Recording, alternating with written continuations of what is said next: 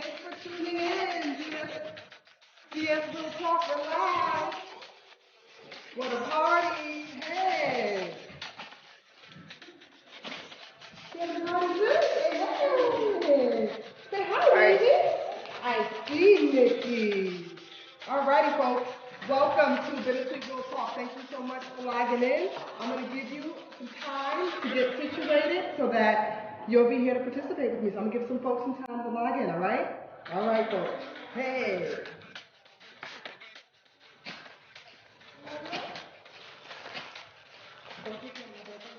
Hey.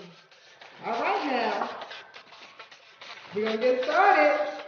So, as you know, I launched BitterSweet Real Talk right on the verge of the new year. So, a couple days before the new year, I launched it for a number of reasons. One being, I had a bunch of writings that I was looking at, and I was like, you know what, I want to do something with this. I actually want to share this with people and hope it could be an inspiration. My story. You know, my mission or my goal is to inspire people to turn adversity into triumph and to live their best life now. Not in 10 years, not in 20 years, but now. So what do I mean? So there's a couple of things.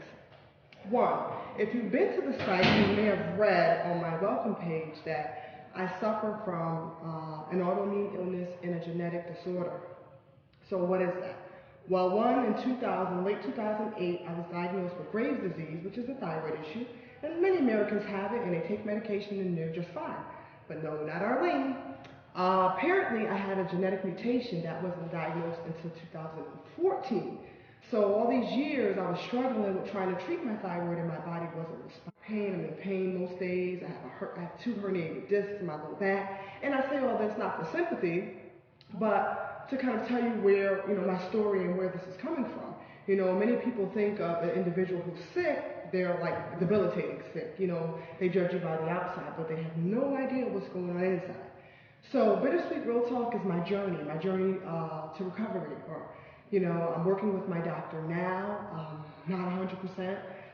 My background is in education, and I say that I've been in the education field for over 20 years. I teach high school, I've taught college courses, but over the years, my illness has really taken a toll on my body. So for a number of years since I was younger, I knew something was wrong. I was going to doctor after doctor after doctor, and nobody could figure out what it was.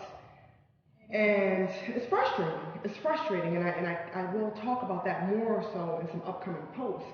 And I finally found this one doctor who embraced traditional medicine with naturopathy, homeopathic methods or therapy. And part of my issue is, my body doesn't respond well to the thyroid medicine that I need daily, but also too, I have a lot of gastrointestinal issues, so I don't absorb the nutrients properly from my food, I don't absorb the thyroid medicine properly, so we're still trying to figure this out, trying to get me right. So, when I talk about that, I want to talk about my pain and my struggle, because not many people are talking about this. I had a former student that I shared my blog with who said she'd been looking for a blogger to talk about chronic pain, and she's even mentioned, being a black woman, a woman of color, is not really spoken upon. No one is really writing about this. And even if we remove race from the equation, it's just important to, tell other people my story and to hopefully inspire them to not give up. And I say to live their best life now. Why now? Well, when you talk to some people, they'll say, oh, in 10 years or 20 years, when I retire, I'm going to move somewhere warm. Okay, that sounds nice.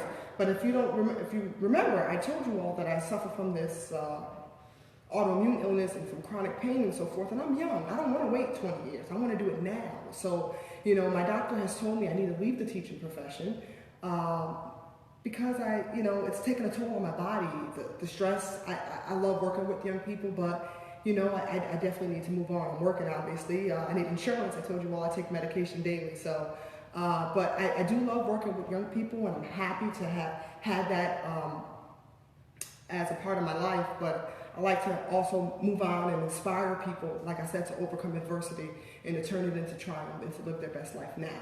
So now I'm going to stop for a sec. I want to do a Q&A. I like to give you guys some time to interact with me, to ask me questions about me, about my blog, about the post, about some of the things that I want to do.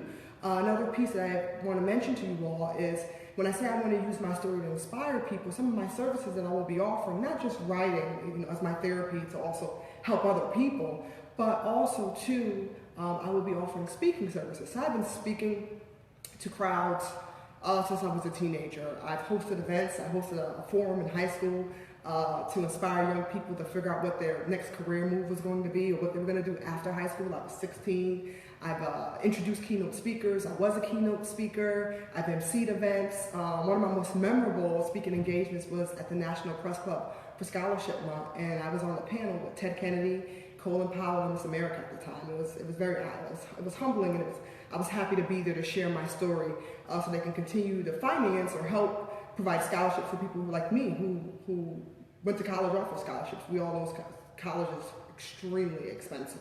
So and again, I want to give you time to, like I said, ask me questions. I'm going to throw the first question out, and I'm going to actually answer the question. I'll start off, I'll model it. So, and this is going to actually lead into my big announcement later. I have a big announcement to make. So, we all have dreams and goals. You know, we all were young once upon a time. Some of us are still young, but I mean a child young. And I'm sure we dreamt of what we wanted to do with ourselves, where we wanted to be. You know, what were your career aspirations? So when you were a little girl, what were your career aspirations? What did you want to do? What did you want to be? Did your career aspirations change as you got older? We know life can sometimes get in the way. So for me, I'm going to answer that question. When I was a little girl, I wanted to be a doctor. I wanted to be a doctor, just like Dr. Goldman. As I told you guys, I've been struggling with this illness. I mentioned adulthood in 2008. However, I was really sick long before then. You know, when I was a child, my mother brought me back and forth to the doctors. They couldn't figure out what was wrong. I was diagnosed with asthma. I had severe allergies. So I used to go to the doctor a lot. And there was this doctor by the name of Dr. Goldman, and I loved him. He was so sweet and gentle. All I remember was that he was an old guy with gray hair, but he was so sweet. He was memorable. He left definitely an impression. So I told my mom when I grew up I wanted to be a doctor, just like Dr. Goldman. Well, as I got older, I realized that I didn't like science like that, and I definitely didn't like blood or dissecting or, the things that you'd have to do if you studied traditional medicine. But, I didn't give up on that dream, right? So as the years passed, I decided I wanted to become a doctor. And I realized you could still be a doctor, but not a medical doctor. So I became Dr. Garcia. I pursued my doctorate in criminology, and I completed it. I successfully defended my dissertation, which was published into a book in 2009. Okay, well, actually 2008, the degree was awarded or conferred 2009. And so I did become this doctor. So what are some of your feedback? What did you want to be when you grew up? I have my social media specialist with me here, Shamara Garcia, so maybe she can read off some of them. Are they chiming in? I'll give it some time. What did you want to be when you were a little girl? We all had dreams, or a little boy, depending on who's tuning in.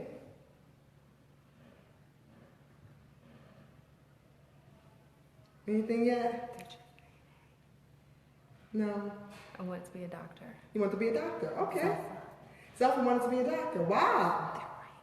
Okay. I know you're writing it now. Like I said, my social media specialist, Barbie, aka Barbie, Shamara Garcia is here helping me. So she's going to read off. So doctor.